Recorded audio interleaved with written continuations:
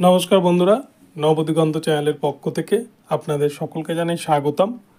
তো বন্ধুরা, আজকে এই মুহূর্তে আমি আপনাদের যে আপডেটটি দিতে চলেছি, এই আপডেটটি কিন্তু ভীষণ গুরুত্বপূর্ণ হতে চলেছে। বিশেষ করে 2017 টেট পাস প্রাইমারি ক্যান্ডিডেট যারা ইতিমধ্যে প্রাথমিকের স্কুলগুলোতে জয়েন করেছেন সদ্য এবং কিছু জনে জয়েন বাকি আছে, তাদের জন্য এই আপডেটটি ভীষণ গুরুত্বপূর্ণ। আজকেই কিন্তু প্রাইমারি বোর্ডের সিদ্ধান্ত জানানো শেষ দিন। আজকেই সময়সীমা বেঁধে দিয়েছেন বিচারপতি রাজাশেখর মান্থা। তো আজকে প্রশ্নভুল মামলায় সিদ্ধান্ত জানাতে হবে বোর্ডকে। তো আজকে কিন্তু এই প্রশ্নভুল মামলায় কেঁচো খুঁড়তে গিয়ে কেউটে বেরোতে চলেছে। এবং শুধু তাই নয়, পর্ষদের দুর্নীতিকে আড়াল করতে গিয়ে কিন্তু হাজার হাজার যোগ্য ক্যান্ডিডেট যারা নিজের যোগ্যতায় পাস করেছিলেন তাদেরকেও হয়তো বিপদে পড়তে চলেছে পর্ষদের ভুলের একমাত্র। তো এই ভিডিওতে আপনাদেরকে আমি বিস্তারিত এই বিষয়ে জানাবো যে কেন বলছি কেঁচো খুঁড়তে গিয়ে কেউটে বেরোতে চলেছে।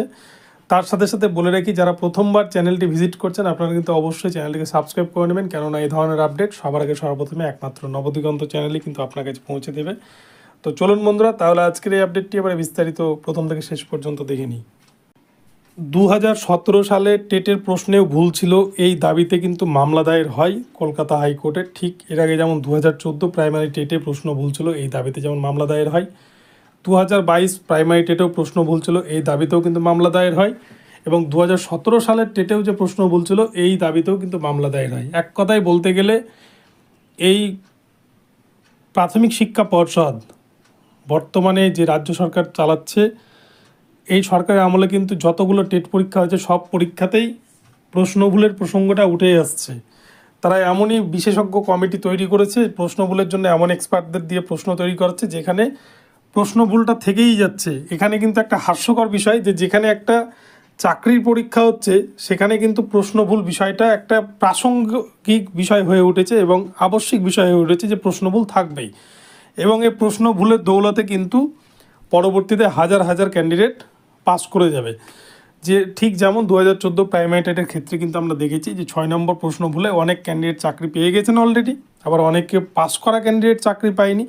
তো এরকম বিষয় বিভিন্ন কিন্তু চলছেই রাজ্যে, আবারও নতুন করে জট পাকাতে শুরু করেছে।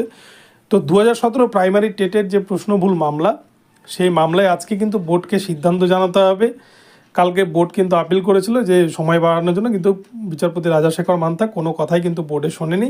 তারা আজকের মধ্যেই সমস্ত বিষয় জানাতে বলেছে যে ঠিক কী প্রকারে মূল্যায়ন করা যেতে পারে, যে কী প্রকারে যারা অ্যাটেন্ড করেছে সবগুলো কোশ্চেন তাদের ক্ষেত্রে কি করবে, এই বিষয়গুলো জানাতে বলেছে। যে প্রশ্নভুলের জন্য প্রাইমারি বোর্ড অ্যাকচুয়ালি কী ভাবছে, সবাইকে নম্বর দেবে কি না, না যারা শুধুমাত্র পিটিশন করেছে তাদেরকেই নাম্বার দেবে, সমস্ত বিষয়গুলো জানাতে বলেছে।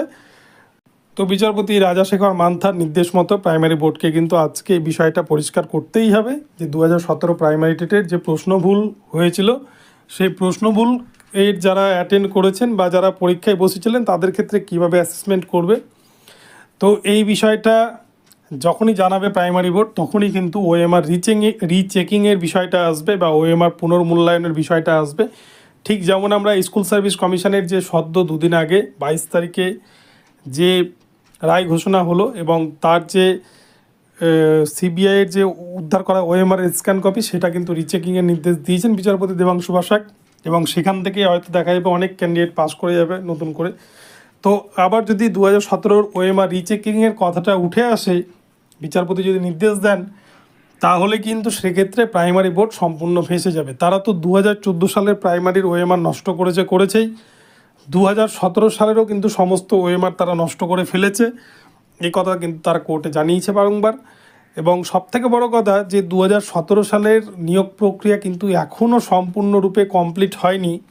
একটা নিয়োগ প্রক্রিয়া কমপ্লিট হওয়ার আগেই কি করে সেই পরীক্ষার রিটেন কপি বা ওএমআর সিট কী করে নষ্ট করে দেয় প্রাইমারি বোর্ড, এটা নিয়ে কিন্তু একটা বড়সড় প্রশ্নের মুখে পড়তে হচ্ছে আগামীতে প্রাইমারি বোর্ডকে। এবং শুধু প্রাইমারি বোর্ডকেই নয়, যারা এই প্যানেলে রয়েছেন, যারা 2017 প্রাইমারি টেটে পাস করেছিলেন তাদেরকেও কিন্তু আগামীতে সমস্যায় পড়তে হবে।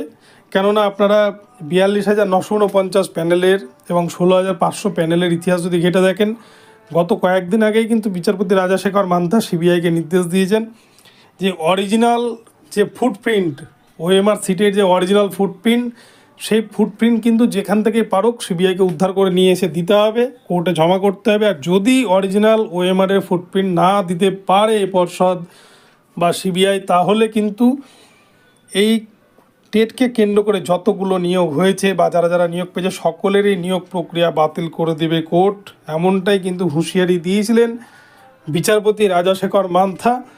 যার ফলে কিন্তু 2014 টেট থেকে যারা চাকরি পেয়েছেন অলরেডি 42,949 এবং 16,500 দুটি 2016 এবং 2020 সালে, এই দুটো নিয়োগ প্রক্রিয়ায় যারা চান্স পেয়েছিলেন বা নিয়োগের শিক্ষক হিসেবে রয়েছেন, তারা কিন্তু ভীষণ আশঙ্কার মধ্যে দিন কাটাচ্ছেন।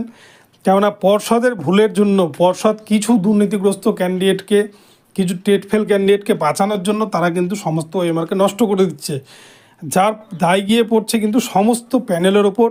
এবং এখান থেকে কিন্তু অনেক যোগ্য প্রার্থী তারা সমস্যায় পড়তে চলেছে, তারা চাকরিচ্যুত হচ্ছে।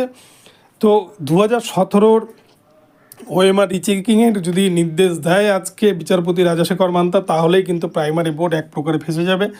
এবং এই বিষয়টাকে কিন্তু পিটিশনারদের উকিলরা ভালো করেই চেপে ধরবেন কোর্টে, কেননা যেহেতু পর্ষদের এটা একটা দুর্বল জায়গা, পর্ষদের কাছে অরিজিনাল ওএমআর সিট নেই।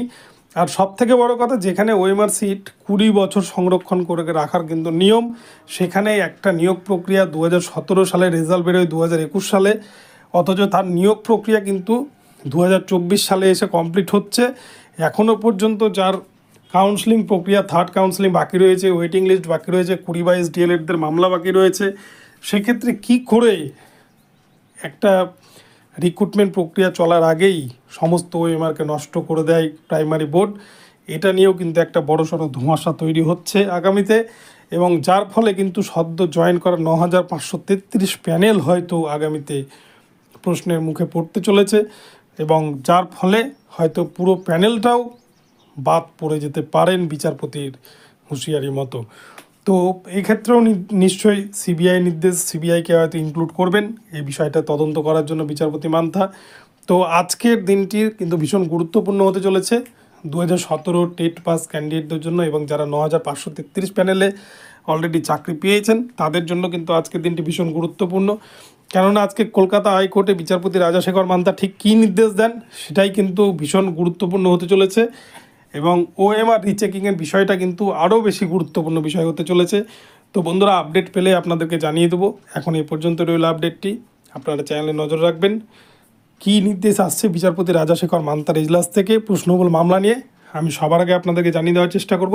তো ভিডিওটি ভালো লাগলে চ্যানেলটিকে সাবস্ক্রাইব করবেন এবং আমার ভিডিওতে লাইক শেয়ার কমেন্ট করতে ভুলবেন না। ধন্যবাদ সকলকে। পরবর্তীতে আবার নতুন আপডেট নিয়ে আসবো। সকলে ভালো থাকবেন।